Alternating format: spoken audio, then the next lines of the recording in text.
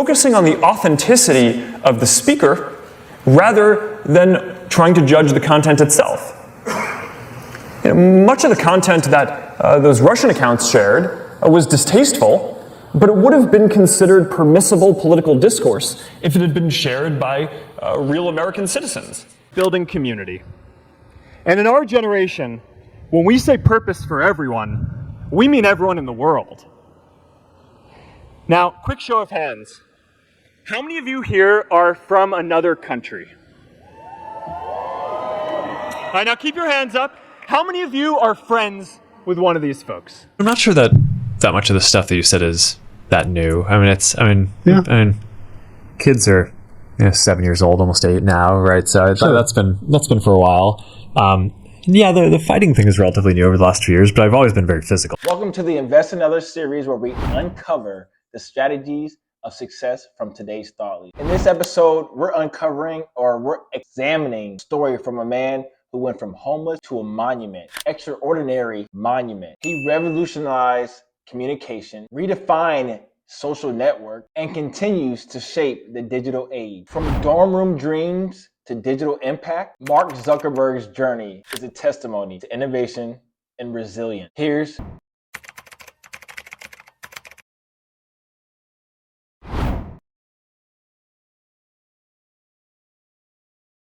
When you're starting something, it's just kind of hard. You need to be pretty headstrong about it, right? And there are going to be all these challenges that come up, and I think the main thing that you need to do is just not give up, right? And kind of know what you want to do.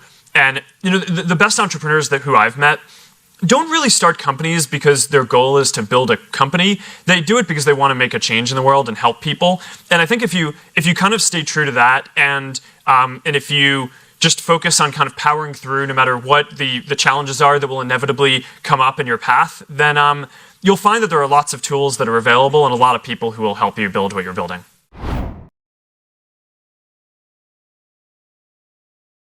Building community. And in our generation, when we say purpose for everyone, we mean everyone in the world. Now, quick show of hands. How many of you here are from another country? All right, now keep your hands up. How many of you are friends with one of these folks? Now we're talking. See, we have grown up connected. In a recent survey of millennials around the world, asking what most defines our identity, the most popular answer wasn't nationality, ethnicity, or religion. It was citizen of the world. That's a big deal. Every generation expands the circle of people we consider one of us. And in our generation, that now includes the whole world. We understand that the great arc of human history bends towards people coming together in ever greater numbers, from tribes to cities to nations, to achieve things that we could not on our own. We get that our greatest opportunities are now global. We can be the generation that ends poverty, that ends disease. And we get that our greatest challenges need global responses too. No country can fight climate change alone or prevent pandemics. Progress now requires coming together, not just as cities or nations, but also as a global community. But we live in an unstable time. There are people left behind by globalization across the whole world. And it's tough to care about people in other places when we don't first feel good about our lives here at home. There's pressure to turn inwards. This is the struggle of our time. The forces of freedom, openness, and global community against the forces of authoritarianism, isolationism, and nationalism. Forces for the flow of knowledge, trade, and immigration against those who would slow them down.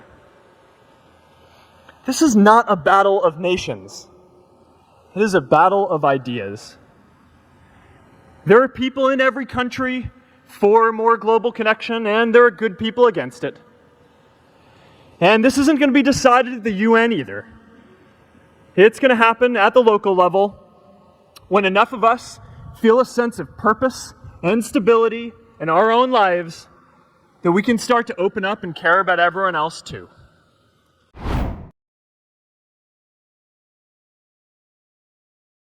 I always kind of I get a little upset whenever any media attention focuses on me personally and me leading Facebook, much less a movie. It's been kind of a bad year, hasn't it?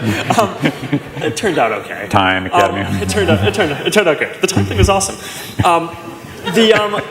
That was really flattering. But I think that it's one of these things that the media systematically gets wrong, is that this idea that it's a person, right? It's never a person, right? It's always a team. And the most important thing if you are an entrepreneur trying to build something is you need to build a really good team. And that's what I spend a lot of my time on, right? I mean, I spend probably at least 3 hours a day with our core team, right, and doing things. I spend probably 25% of my time recruiting, finding good people, both outside the company and inside the company, to put in more impactful roles.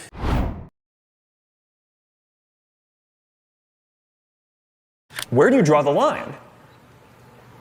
So most people would agree with the principle that you should be able to say things that people don't like, but you shouldn't be able to say things that put other people in real danger. And the shift over the last several years is that more people today would argue that more speech is dangerous now than would have just several years back.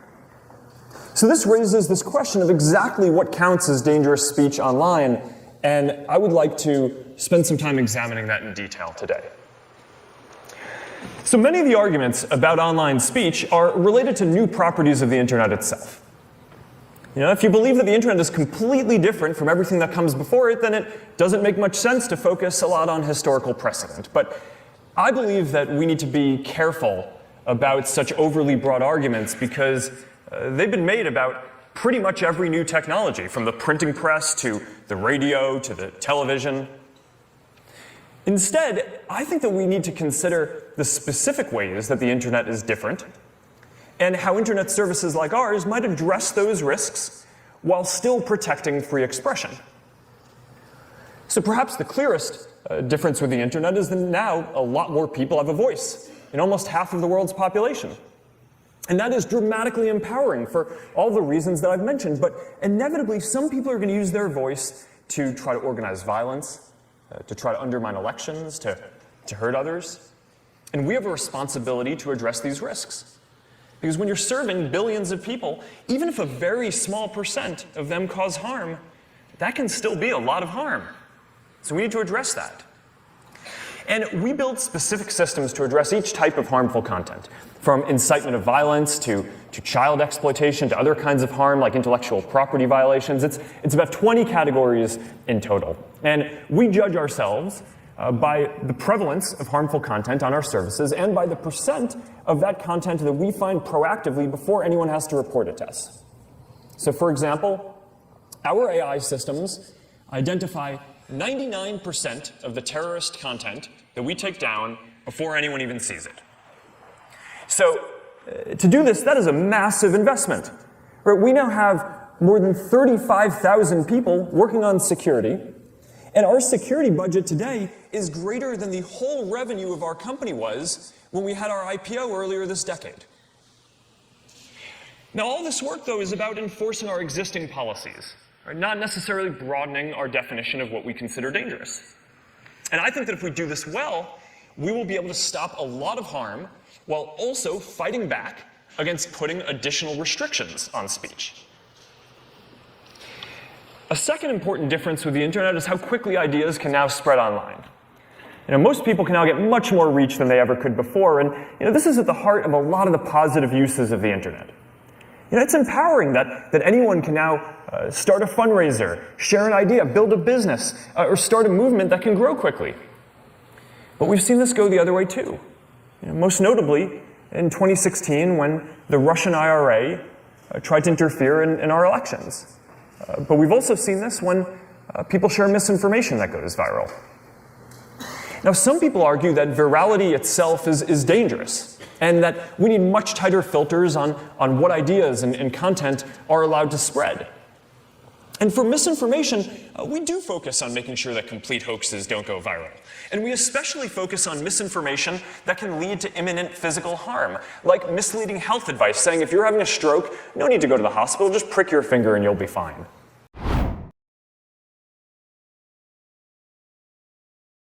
How to decide what to build, how to figure out when to bet the company, how to do something totally new. Yeah. And I think one thing that Facebook has done incredibly well is figure out what to build and build this repeated innovation culture, which I think is like the hardest thing to do in business.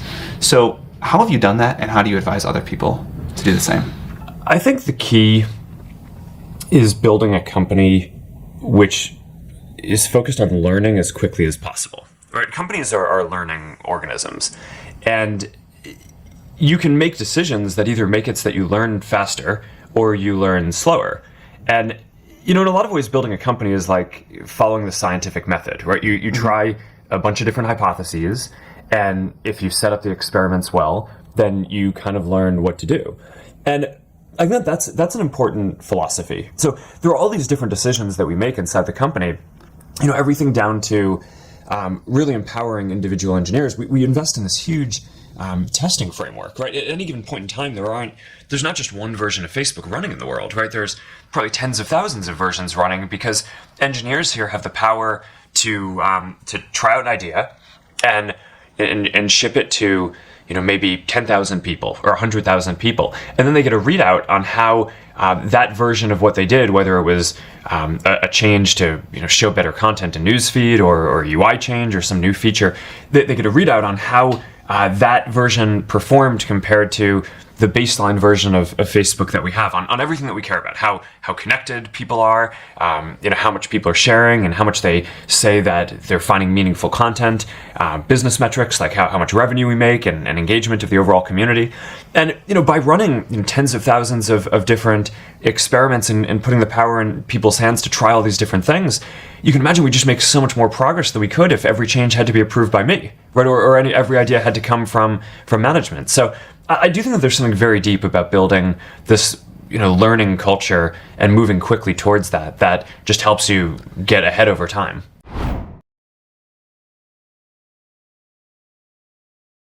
Focusing on the authenticity of the speaker rather than trying to judge the content itself. Much of the content that those Russian accounts shared was distasteful, but it would have been considered permissible political discourse if it had been shared by real American citizens. So the real issue is that it was posted by fake accounts that were coordinating together and pretending to be people that they were not. And we've seen similar issues with these groups that pump out misinformation like spam just to make money. So the solution here is to verify the identities of anyone who's getting a wide amount of distribution and to get a lot better at identifying and taking down fake accounts. So we now require you to provide a government ID and to prove your location if you want to run political ads or if you're going to run a large page. You can still say controversial things if you want, but you have to stand behind them with your real identity and face accountability. Our AI systems have also gotten a lot more advanced at detecting clusters of fake accounts that aren't behaving the way that people would. So we now remove billions of fake accounts a year, mostly within minutes of signing up and before they really have a chance to do very much. So focusing on authenticity and verifying counts has been a much better solution than an ever-expanding definition of what is and is not harmful content. Now, another qualitative difference is that the internet lets people form communities that wouldn't have been possible before.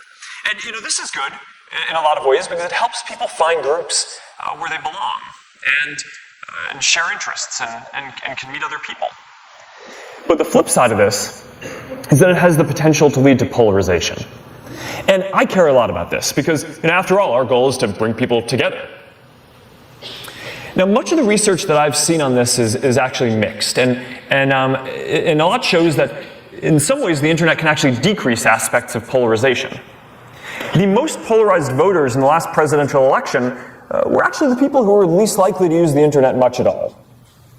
Research from the Reuters Institute also shows that people who get their news online have much more diverse media diets and are exposed to a much broader range of content than people who don't.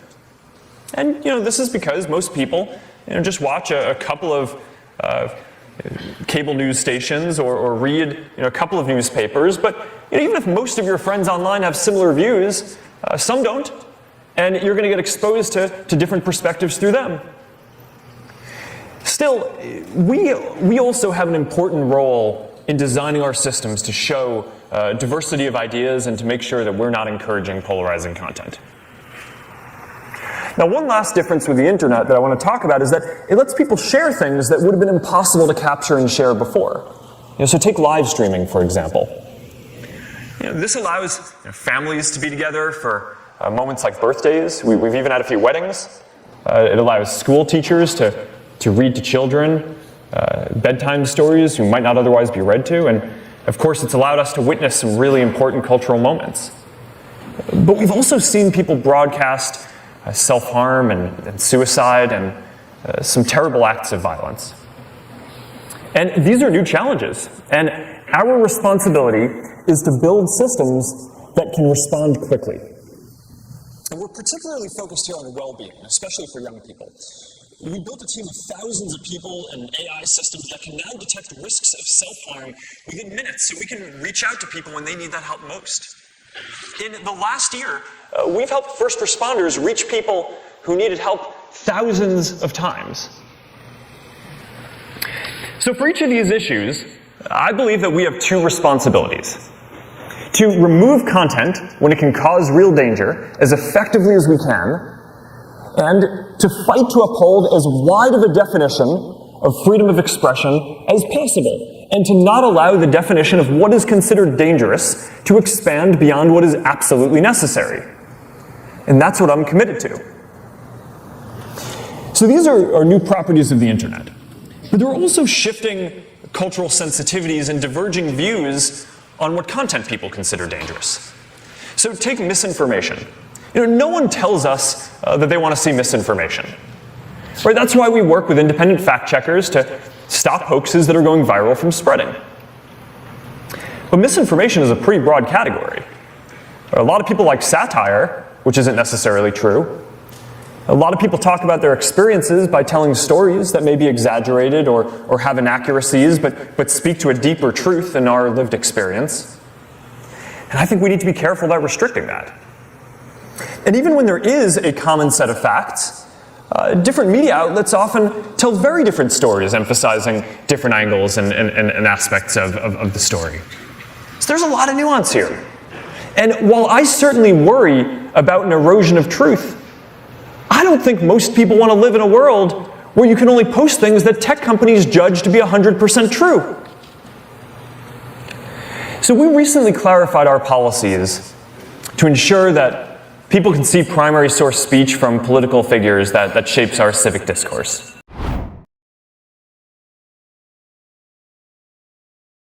I'm not sure that much of the stuff that you said is that new. I mean, kids are 7 years old, almost 8 now, right? So Sure. that's been for a while. The fighting thing is relatively new over the last 2 years, but I've always been very physical. But I don't know, we go through different waves in terms of like what the company needs to be doing, and I think that calls for somewhat different styles of leadership. And I think we went through a period where a lot of what we needed to do was tackle and navigate some important social issues. And I think that required a somewhat different style. And then we went through a period where we had some quite big business challenges, handling the recession and revenue not coming in the way that we thought, and needing to do layoffs. And I think that required a somewhat different style. But now I think we're squarely back in developing really innovative products, especially because of some of the innovations in AI. I think that in some ways that just like plays exactly to, I think, my favorite style of running a company. But I don't know, I think these things evolve over time. It seems like you're having more fun. Well, how can you not? I mean, this is I think what's great about the tech industry is like every once in a while you get something like these AI breakthroughs and it just changes everything. And that can be threatening if you're if you're behind it. But I just think that that's like when stuff changes and when awesome stuff gets built. So then that's exciting. I don't know. I mean, I guess personally, I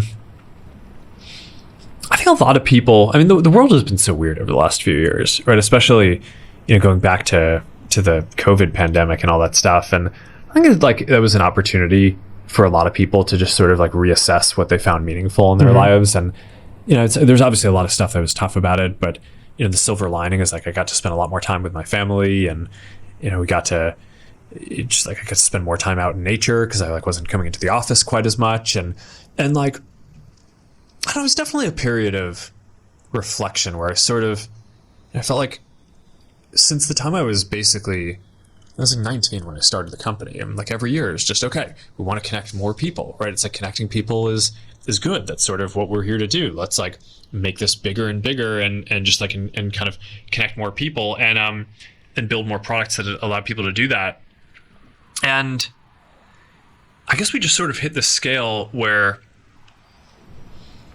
I think, to me, what I found sort of satisfaction in life from, and what I think is like the right strategy, I think both for like me personally and for the company, is less to just focus on like, okay, we're going to just like connect more people, and more like, let's do some awesome things. And sounds very technical. I mean, there are a lot of different analogies on this, but I mean, someone made this point to me that doing good things is different from doing awesome things. And like in social media, in a lot of ways, it's good, right? It like gives a lot of people, a voice, and it lets them connect, and it's like sort of warm. And it's taking like a basic technology and bringing it to billions of people. But I think that there's an inherent awesomeness of like doing some technical feat for the first time. And I guess I'm, for the next phase of what we do, just a little more focused on that. Like, I think we've done a lot of good things. I think we need to make sure that they stay good, right? I think that there's like a lot of work that needs to happen on making sure the balance of all that is right. But for the next wave of, I guess, my life and for the company, but also outside of the company, at what I'm doing at CZI, and it's just some of my personal projects. It's like I sort of define my life at this point more in terms of getting to work on awesome things with great people who I like working with. So it's like I work on all this this Reality Lab stuff with Boz and a team over there, and like it's just super exciting, and I get to work on all this AI stuff and with Chris and Ahmed and like the folks who are working on that, and like it's really exciting. And like we get to work on some of the philanthropy work and helping to cure diseases with Priscilla and a lot of the best scientists in the world, and that's really cool. And it's like, okay, and it's like, so just then there's like personal stuff. It's like we get to raise a family. It's like that's really neat, and like there's no other person I'd rather do that with. And I don't know, to me that's just sort of where I am in life now.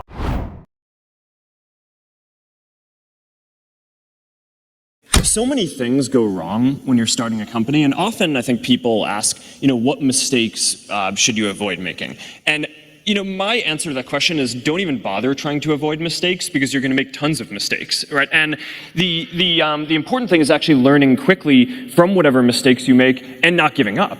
Right, and I mean, there are things every single year of Facebook's existence that could have killed us or made it so that it just seemed like moving forward and making a lot of progress just seemed intractable. But you just kind of bounce back and you learn, and nothing is impossible. You just have to kind of keep running through the walls.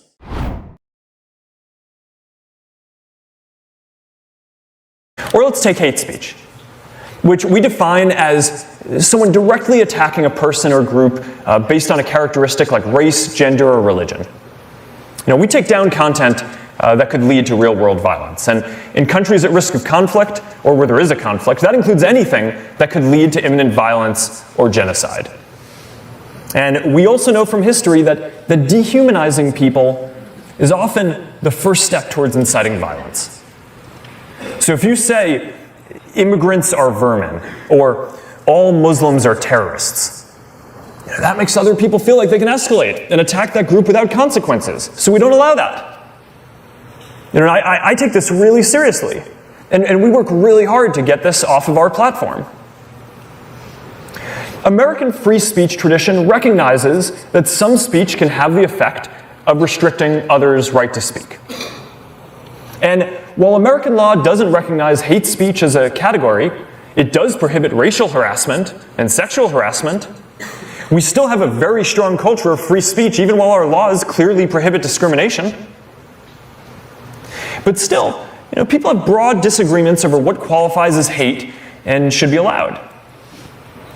Some people think that our policies don't prohibit content that they think qualifies as hate, while others think that some of what we take down should be a protected form of expression. This has been one of the hardest categories to get right. Now, I believe that people should be able to use our services to discuss issues that they feel strongly about, from religion and immigration to foreign policy and crime. And I think you should even be able to be critical of groups without dehumanizing them.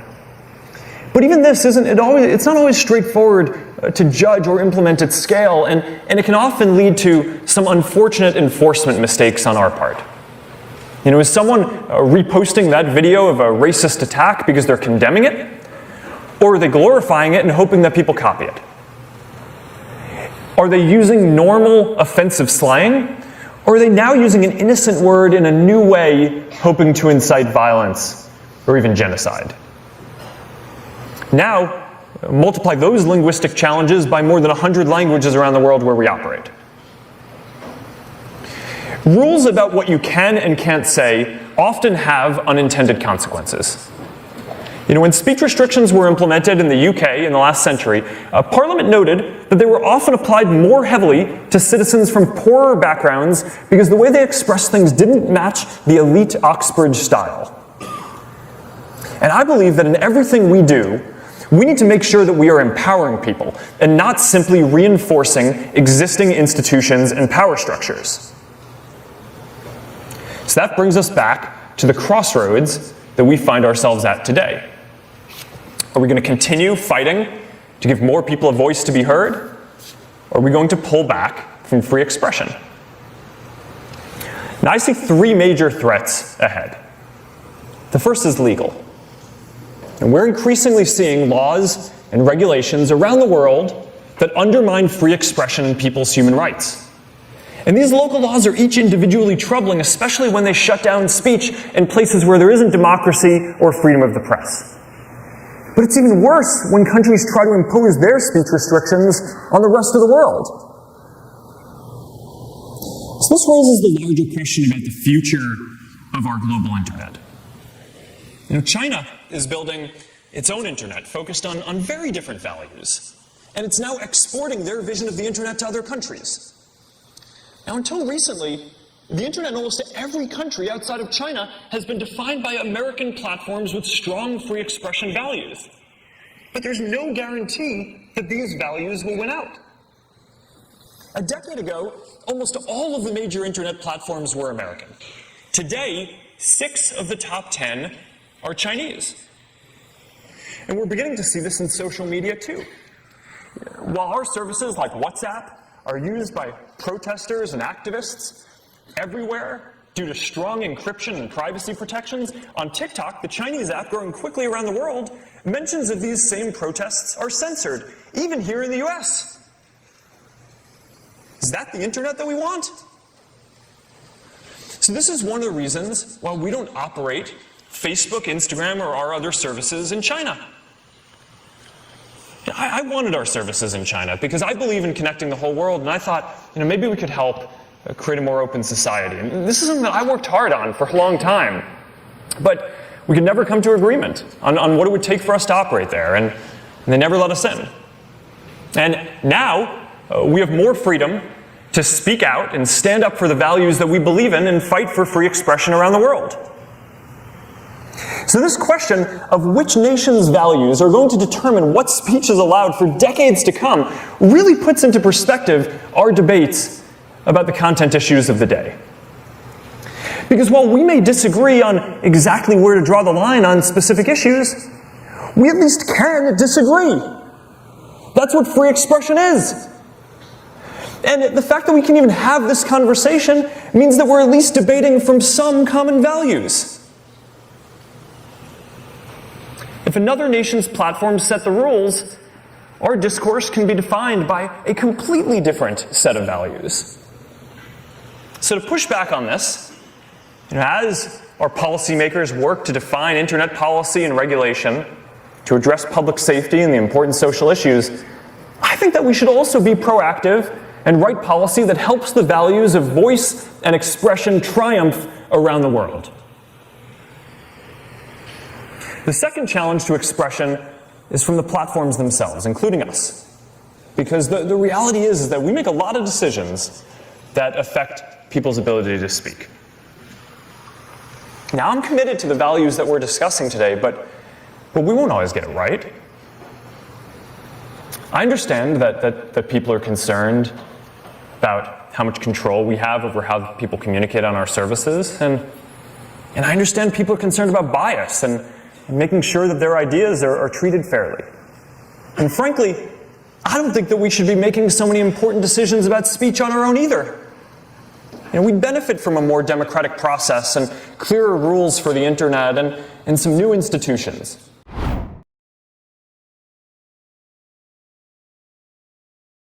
But the students around me were really important as well, right? And both in high school and in college, I mean, the people who started Facebook with me and a lot of people who are still with me running the company today are people who I met when I was at Harvard, and some of them were my TFs at Harvard, right? And when the professors were off writing papers, these were the people who actually taught me, and then we hung out and we had like social bonds and academic bonds, and I wouldn't understate the importance of that. And I mean, it's very tied into my whole philosophy and the product that I spend my life building, Facebook, because we just believe that social bonds are critical. And one way that I think about the value that Facebook is filling in the world is that you go through school, and at least when I did, people just focused on, academics, like achievement, different areas. And one of the things that no one really ever taught me was like, having friends is really valuable. Now, not that I didn't have friends, but like, although, the movie, yes, make it seem that but that first girlfriend. But for sure, I don't think anyone is like, it's not like, okay, third grade, we're gonna teach you that like hanging out with people is a very important development, right? And I don't know, I actually think that is. And I think that's part of the reason why sometimes people view Facebook as a waste of time, but I actually think it's this extremely socially valuable utility. And I know that I wouldn't be where I am today without that aspect of my life being as developed as the academic. And all this to say today, we'll see you guys in the next video, and I hope that you liked this video. Be sure to implement these rules to your everyday success, because it's on the way. Don't forget to hit that like button and share this with your friends. Also, I will link the books that are created by this author down below. Check out the description. Don't forget to subscribe, and also comment below whatever you think your favorite rule to success is.